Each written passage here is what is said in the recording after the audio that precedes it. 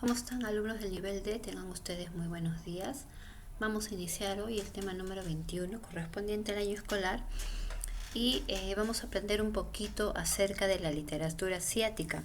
Que en este año vamos a hacer un resumen de la literatura hindú, la literatura árabe, hebrea y china. Para esto, no te olvides que al final del video hay un trabajo que me tienes que realizar en el cuaderno, así que presta bastante atención y vamos a empezar pues de una vez conociendo no solamente la literatura, sino también parte de su cultura. Vamos a empezar hablando por la literatura hindú. Para empezar, este tipo de literatura se ubicó o nació en la región del Pakistán entre el año 3300 y 1300 a.C. Toda esta gran ciudad de la India se desarrolla en el valle del río Indo, ¿no? Que fue justamente lo que le dio o lo que le permitió su desarrollo en el aspecto económico, como por ejemplo lo que es la ganadería y la agricultura. Esta civilización pertenece o nace a partir de la Edad de Bronce y conforma el primer capítulo de la cultura y de la historia india, ¿no? Recordemos que en algún momento la India fue dominada por Inglaterra y bueno, posteriormente logran su independencia. Ahora, hablemos un poco del arte. ¿Por qué vamos a hablar un poco del arte? Pues recuerda que en la clase pasada te mencioné que justamente todos estos aspectos como el arte, la escultura y también la religión influyen en lo que es la literatura propia de cada cultura. En el arte, por ejemplo, podemos ver que desde las primeras épocas se conservan santuarios llamados stupos, ¿no? Que son construcciones que generalmente, como puedes ver acá, tienen forma de cúpula, ¿no? Como si fuera un arco invertido. Estas cúpulas representaban al nirvana, que es la liberación de toda la ronda de diferentes reencarnaciones que supuestamente ellos creían, ¿no? en las múltiples reencarnaciones. Ahora, también se encuentran colosales o templos hinduistas de gran tamaño y que son adornados con abundantes relieves. Entre ellos destacan el Markandeya Mahadeva y el Templo del Sol de Konark, ¿no? Entonces acá tenemos el Stupos, el Markandeya Mahadeva y el Templo del Sol o de Konark. En cuanto a la escultura y pintura, podemos ver de que las figuras humanas usualmente representaban a dioses y reyes y se ajustan a un modelo ideal, ¿no? Por ejemplo, si tú puedes apreciar acá, al varón se le representa con espaldas anchas, ¿no? Pecho y caderas recias de aspecto muy viril. En cambio, como en el primer caso y en este que está acá, ¿no?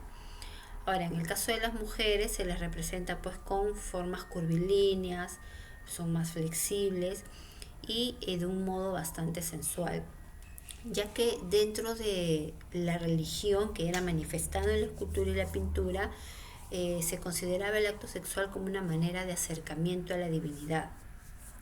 Entre ellos, pues el animal que más destacaba en este aspecto era el elefante, considerado como un animal sagrado. Y justamente son todos estos aspectos que tú puedes ver acá que hacen de la literatura hindú pues una literatura fascinante, llena de fantasía, llena de misticismo, ¿no? En representación a todos estos dioses. Recordemos que en la India, por ejemplo, en la actualidad existen algo de 3000 dioses, ¿no? Entonces creían mucho ellos en estas divinidades. Ahora, la literatura hindú va a pasar por 3 periodos, ¿ya? Vamos a ver el primero de ellos. El primer periodo fue el periodo védico. ¿Qué cosa es un periodo védico? ¿Qué cosas son los Vedas? Bueno, se considera Vedas, o llamado también saber sagrado, a una serie de libros que nos muestran una imagen de la antigua religión y cultura hindú, ¿no? Es decir, el inicio de esta cultura.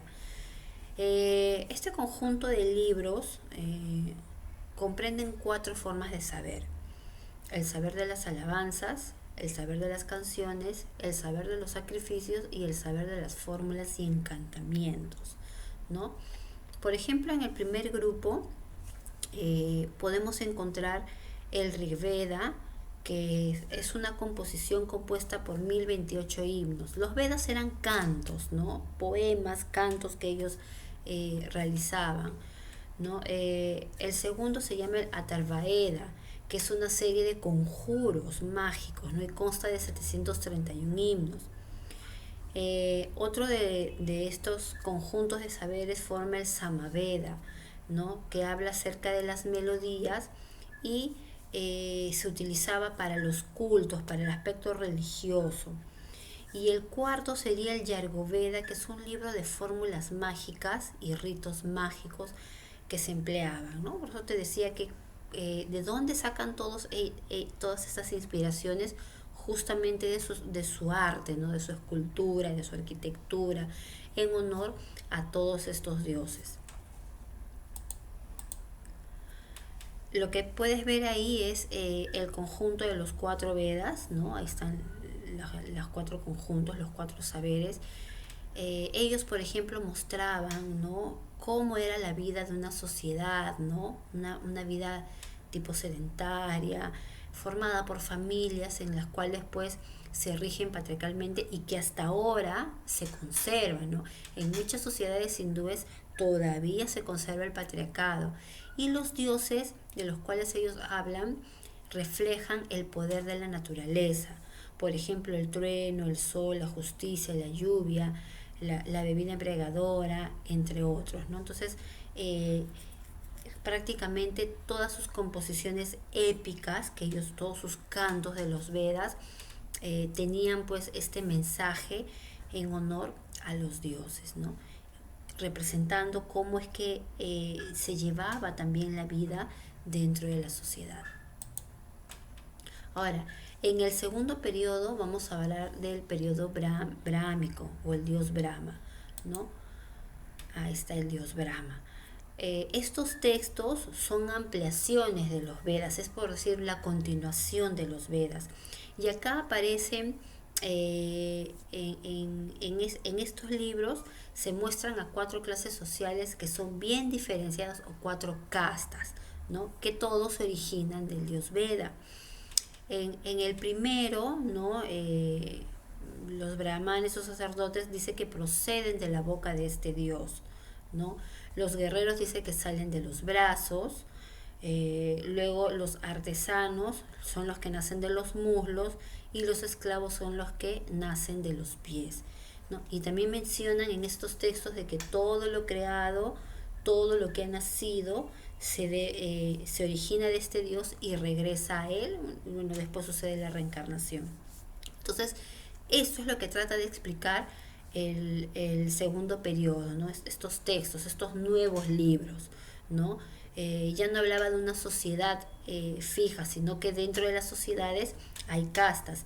Y en la actualidad todavía se conservan muchas castas sociales en la India, ¿no? Que como que dice, se cumplen al pie de la letra, ¿no? Por ejemplo, cuando tú perteneces a la casta A, ¿no? Y te enamoras de alguien de la casta B, son expulsados ambos de sus diferentes castas porque no se permite. Y en muchas novelas hindú se ve, ¿no? ¿Y de dónde se origina eso? Justamente del brahmanismo. Ahora, en el tercer periódico nace el periodo búdico o budismo, ¿no? Ya acá surge una idea en contra de lo que era el brahmanismo, ¿no? Ya acá se dice pues de que no deberían existir esas castas sociales. En este tipo de libros o en este tipo de literatura se sistematiza de manera teológica y filosófica cómo es que las tradiciones, los rituales, los temas que tienen que ver con Dios o con los dioses, el arte, el pensamiento y los ritos se rigen en el código Vishnu, ¿no? Ahora, el código Vishnu era una serie de códigos en el cual se buscaba la armonía con la naturaleza. Para poder escribir la literatura hinduista en este periodo, que justamente es el budismo, se empleó una lengua llamada sánscrito y surgen las epopeyas, ¿no? Eh, las epopeyas eran cantos de tipo militar y religioso. Ahora, dentro del budismo surgen dos libros o dos obras literarias, por decirlo así, que son bastante representantes para su cultura. Lo que para nosotros sería, por ejemplo, Vargas Llosa, para ellos sería primero el Mahabharata, ¿no? Este libro, por excelencia, es un manual de lo útil y lo agradable. Esa es su temática. Se divide en 18 libros, ¿no? En los cuales en el cuarto justamente se insertan ya los poemas de tipo filosófico, ¿no? Se combina ya su religión con la filosofía. El Bhagavad Gita, ¿no? Es una especie de Biblia para los indios, uno de estos tantos libros de carácter eclesiástico y considerado únicamente como un alivio de la miseria de la vida y el libro que prepara para el bien morir. El Mahabharata es la suma de la sabiduría profana y pagana, es decir, se combinan, ¿no?, todas estas ideologías. Entonces, esta epopeya es bastante interesante, ¿no? Sería bueno que de repente investigaras un poco más para ver el fondo de todo esto, pero sí, era como un manual, ¿no?, en el cual las personas trataban de seguir al pie de la letra las indicaciones para aliviarse de la miseria humana, ¿no?, y prepararse para el morir. ¿Por qué prepararse para el morir? Porque recordemos que ellos creían en las reencarnaciones, ¿no? Entonces se estaban preparando para ese mágico momento de la transformación. Otro de los grandes libros obras literarias que surgen en la cultura hindú, justamente también es el Ramayana, ¿no? Aquí en el Ramayana se cuenta la historia de la educación de Rama, que es la encarnación del dios Vishnu, el dios de la guerra, ¿no? Se habla acerca del destierro que él sufrió junto a su esposa Sita. Habla también del rapto que sufrió su esposa y las aventuras de Rama para recobrar sus grandes hechos de armas que terminan con la victoria sobre sus enemigos, que eran los Roxasas, ¿no? En esta obra literaria, el Ramayana, se coleccionan innumerables leyendas y un ciento de doctrinas filosóficas y teológicas.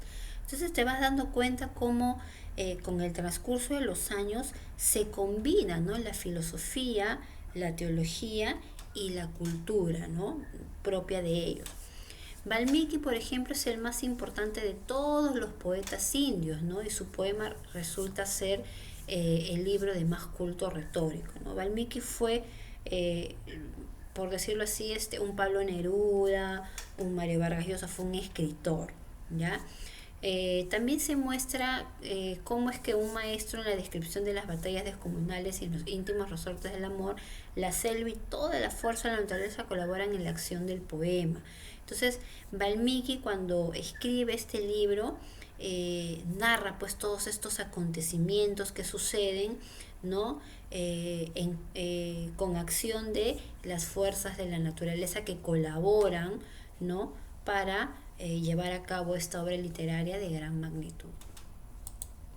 Vamos a hablar ahora acerca de la literatura árabe. ¿Dónde se origina la cultura árabe? Bueno, no es un país específico, ¿ya?, pero la cultura árabe o la cultura islámica se desarrolla a partir de una nueva religión fundada por el profeta Mahoma, más o menos en el siglo 7 después de Cristo, ¿no? Mahoma fue un profeta que fue considerado como el Jesús del Islam, ¿no?, el Jesucristo del Islam. Ahora, como puedes ver en el mapa, la cultura árabe no habla acerca de un país como en el caso de la cultura hindú o egipcia, ¿no? La cultura árabe abarca una agrupación de países. justamente en medio del oscurantismo de la Europa medieval. El oscurantismo fue una época, ¿no? El Islam va a ser la región donde se concentra el mayor desarrollo científico de la época, ¿no? Recuerda que a partir de acá en los árabes nace no solamente la literatura, sino también nace el álgebra, la trigonometría, la geometría, las ciencias, la astronomía, ¿no? Por eso es que dice que se concentra este desarrollo científico, y también el mayor acopio bibliográfico, ya que los árabes conservaban incluso algunos textos de filósofos griegos que eran desconocidos o olvidados en Europa. Recuerda que en algún momento, ¿no?, los árabes invadieron Europa. Ahora, el profeta Mahoma era, dice, de una personalidad combativa y fundó una religión que hasta la fecha se mantiene vivo, el Islam, ¿no? En el cual pues predicaba la militancia activa e inducía a propagar sus enseñanzas por la fuerza de las armas, ¿no?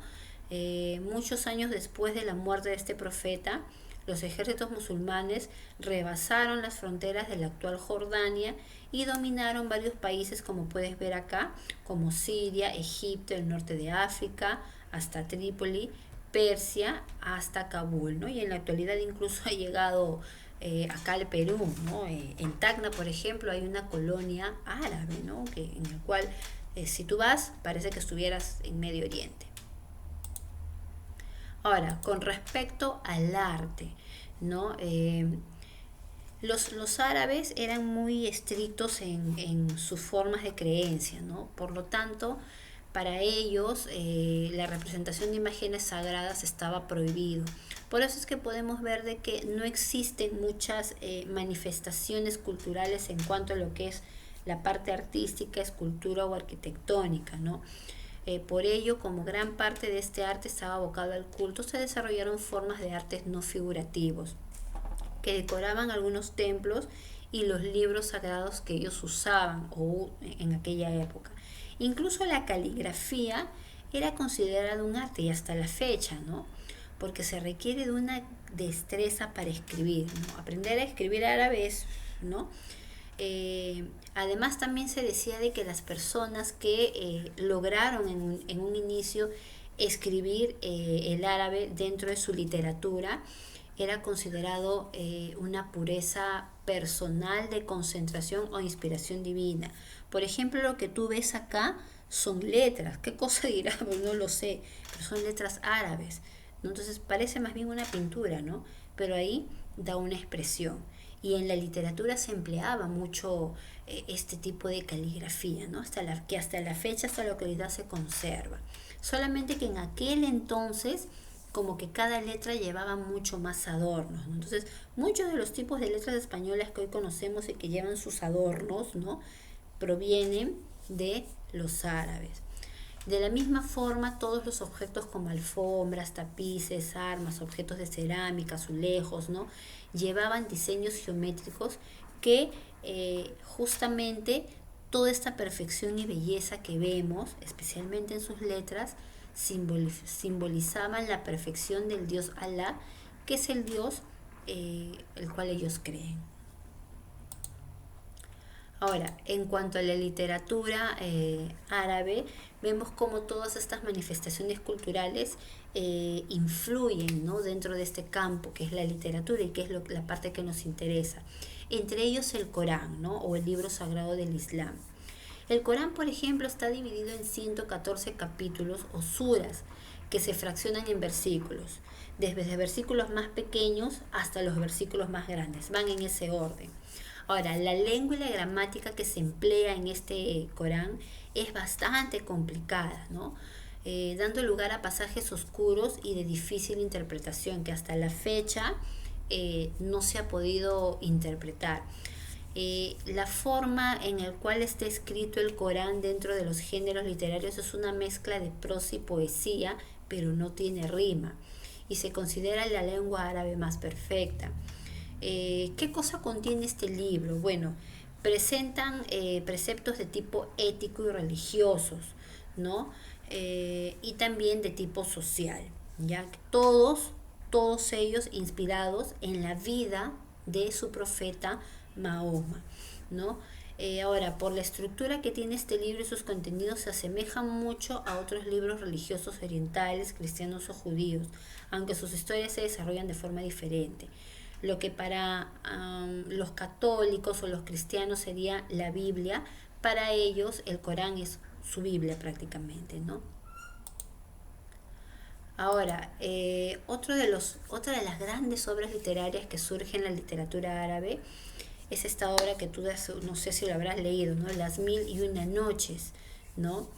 En esta colección, por ejemplo, es una recopilación de cuentos de tipo hindú, persa, egipcio y árabe, ¿no? Pero se manifestó específicamente acá. ¿De qué trata esta historia? Bueno, los cuentos se estructuran en una historia central cuya protagonista llamada Sherazade y el sultán llamado Shahryar son los personajes principales. Cuenta la historia de que Shahryar, ¿no? Shahryar, ¿no? Fue engañado por su esposa. Entonces este sultán decide casarse con una novia distinta cada noche y a la mañana siguiente mandarla a matar. Entonces, Sherazade, por ejemplo, ella misma pide ser la esposa del rey, pero planea una estrategia para evitar no solamente su muerte, sino también la muerte de otras novicias. Entonces dice que cuando llegan a casarse en la noche de bodas, ella le cuenta una historia al sultán, ¿no? Le empieza a contar un cuento, pero en la primera noche no le termina de contar, queda inconcluso. Entonces el rey, intrigado por saber en qué va a terminar la historia, le perdona la vida aquella vez, ¿no? Entonces al día siguiente ella le termina de contar la historia y muy sutilmente le va contando otra. Y nuevamente lo deja pues en la incertidumbre. Entonces el sultán, como quería saber en qué terminaba, le perdona la vida. Y este suceso se repitió durante 1001 noches, ¿no? Hasta que finalmente el sultán, ¿no?, decide no matar a su esposa, ¿no? Por eso es que el título es Las 1001 noches. A ver, otra obra literaria de bastante que incluso ha sido llevada a los dibujos animados de Disney es Sinbad el Marino, ¿no? Parte de la literatura árabe, en el cual este personaje, se narra la historia de un personaje lógicamente árabe que es un navegante marino, ¿no? Él mismo cuenta en su historia, ¿no?, que en este caso los 7 viajes que él realiza, y es una de las historias que contó Sherazade al sultán, ¿no?, dentro de las 1001 noches, ¿no?, con el objeto de demostrar que su fortuna no había conseguido con arduos trabajos y enormes riesgos, ¿no? Entonces dice que después él se encuentra con un comerciante llamado Harun al-Rashid, ¿no? Y junto con él naufraga, y vienen pues con una mercancía, vuelven ricos, por decirlo así, ¿no? Y cómo logra conseguir él todas estas riquezas gracias a la suerte y a la habilidad, ¿no?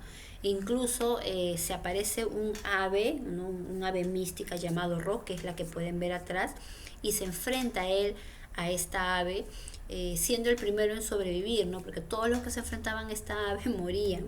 E incluso se enfrenta también a un grupo de caníbales y una ballena a la que tomó por una isla, ¿no? Entonces narra todas estas historias Sinbad el Marino. Vamos a hablar ahora acerca de la literatura hebrea, ¿ya? A ver, en cuanto a lo que es la ubicación geográfica, el origen de esta cultura se ofrece dentro de las tradiciones escritas más antiguas de la historia. Narra más o menos, empieza más o menos en el siglo XII y se desarrolla a la par junto con la lengua hebrea, ¿no?, empleada inicialmente como lengua sacra en el Antiguo Testamento. Y como puedes ver, también la cultura hebrea no es un país como la cultura hindú o la cultura egipcia, ¿no?, sino abarca una serie de territorios, principalmente lo que es Arabia Saudita. Ahora, Por lo mismo que ellos creían en un solo Dios, ¿no? El Dios Jehová o el Dios Yahvé, el Dios que la religión cristiana, llámese católico, evangélico, testigos, qué sé yo, creen. Entonces no manifestaron mucho para evitar caer en la idolatría. Entonces no vamos a encontrar, pero sí vamos a encontrar un aspecto muy importante que es el templo de Salomón, que fue un santuario que pertenecía a la población de Israel, ¿no? Está ubicado al norte de Moria, todavía existe en la actualidad en Jerusalén, donde hoy se localiza la mezquita Al-Aqsa y la cúpula de la roca, ¿no? Que justamente une a estas dos grandes religiones, ¿no? El islamismo y el cristianismo. En este templo, por ejemplo, que fue construido y que está escrito en la Biblia, se utilizaba específicamente para adorar al Dios Jehová, ¿no? Y bueno, en determinadas fiestas la gente iba ahí a ofrecer sacrificios de animales y a leer las leyes de Moisés, ¿no? Ahora, en cuanto a lo que es la literatura, podríamos decir de que su obra más resaltante ha sido la Biblia, aunque también hay otras obras, vamos a ver tres, ¿no? Pero la Biblia es el libro más importante de la literatura hebrea, ¿no? Acá podemos ver que se encuentran recopilados una serie de reglas, ¿no? O leyes que Dios había dado a su pueblo Israel, ¿no? Y que en la actualidad son tomadas por las iglesias cristianas, ¿no? Por ejemplo, los 10 mandamientos. Este libro está dividido en dos partes: el Antiguo Testamento, que fue escrito en hebreo, y el Nuevo Testamento, que fue escrito en griego, ¿no? 45 libros del Antiguo y 27 del Nuevo Testamento. Ahora, otro libro importante de la literatura hebrea es el Talmud, ¿no? En esta obra se recoge todas las discusiones rabínicas sobre las leyes judías, tradiciones, costumbres, narraciones, cuentos, dichos, fábulas, historias y leyendas, ¿no? Es un inmenso código civil y religioso, dice, elaborado en el siglo III, entre el siglo 3 y 5 por los eruditos hebreos de Babilonia y Eretz Israel. Este libro podrías compararlo hoy en día con la constitución política, quizá en parte, ¿no? Porque habían leyes. Después te decía, por ejemplo, todas las tradiciones que tenías que seguir al pie de la letra. Narraban también, podría ser considerado también como un libro de historia, porque estaban todas las leyendas y las historias que había pasado, ¿no? La cultura hebrea. Es bastante interesante. También tenemos otro libro que se llama el Tanaj o Mikra, ¿no? Que es el conjunto de 24 libros sagrados canónicos del judaísmo. Misi, ¿por qué dice la Biblia Tanaj? Lo que pasa es que en este libro vamos a encontrar porciones, ¿no? de la Biblia en el idioma arameo antiguo. Este libro se divide en tres partes: el Torá, los Nevim y los Ketubim, ¿no? Los textos están escritos en hebreo antiguo, pero también hay pasajes en arameo. Y justamente te decía de que acá vas a encontrar fragmentos de la Biblia, como es el libro de Daniel, el libro de Esdras, el libro de Ezequiel, Oseas, ¿no? Entre otros libros proféticos, ¿ya? De la Biblia. El texto hebreo tradicional recibe el nombre de texto masotérico. Entonces, esta es otra de las grandes obras literarias de la cultura hebrea. Y para terminar, pasamos a lo que es la literatura china. A diferencia de las otras dos culturas que hemos visto, ¿no? La cultura china sí se desarrolló en una zona específica, ¿no? En el noroeste de Asia. Su geografía está atravesada por dos grandes ríos, el río Huanghe y el río Yangtze-Kiang, ¿no? Que nacen justamente en China y hace que todo a su alrededor sea una tierra fértil y productiva. Por eso es que dentro de su cultura tuvieron un gran apogeo en lo que es la agricultura y la ganadería. ¿no? Ahora, la historia de la China se divide en dinastías, ¿no? Así como acá en el Perú hay época pre-inca, inca, colonia, virreinato, en la China se divide en periodos.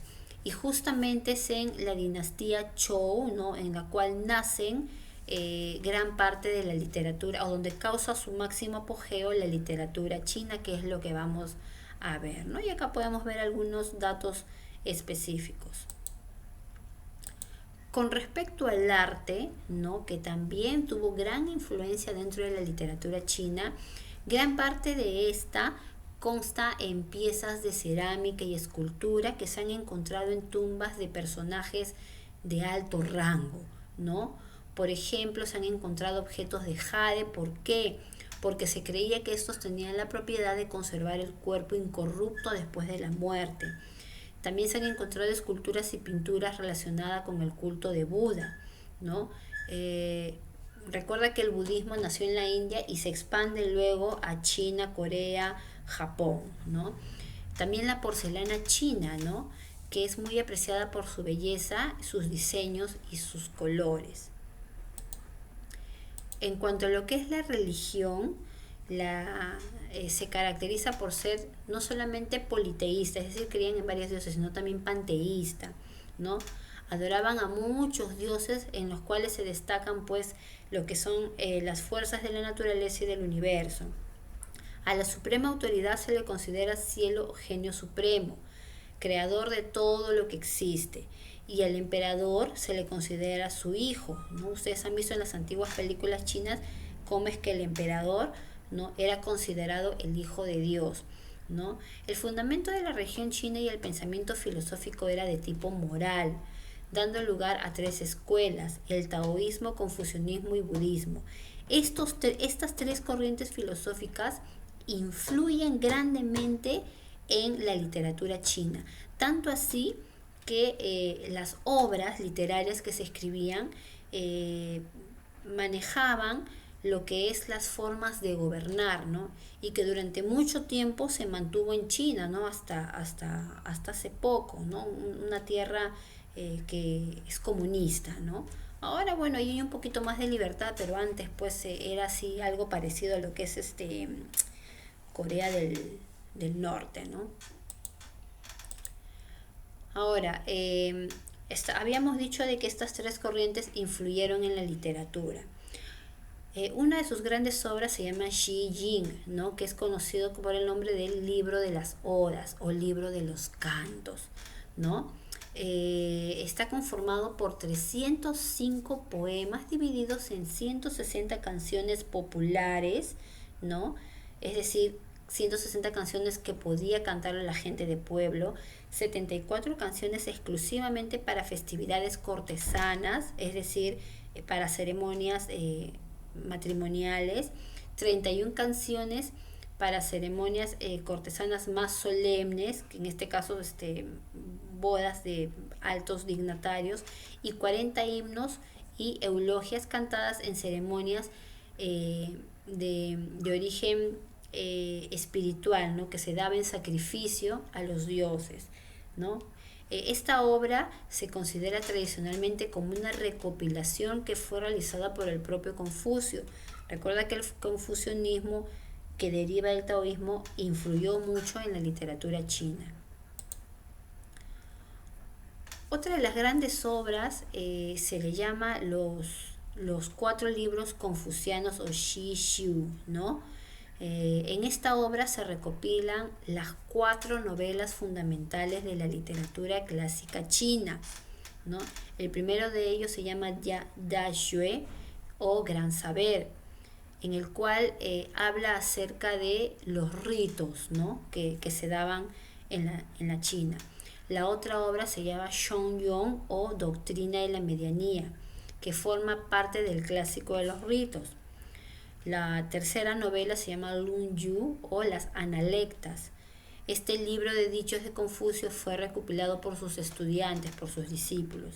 Y la cuarta novela, Menxi o Mencio, que es la romanización del filósofo confucianista considerado más importante uno de los, fue un filósofo que fue de gran auge, ¿no? ¿Por qué? Porque en algún momento la influencia romana invadió a China y bueno, recopilaron parte de sus ideas. Entonces, este conjunto de los 4 libros confucianos son 4 novelas que pertenecen a la literatura clásica de China.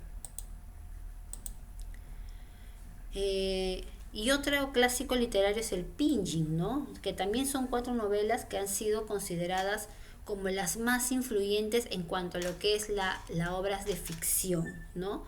Eh, Ellas datan de las dinastías Ming y Qing y se encuentran entre las novelas más largas y antiguas del mundo, ¿no?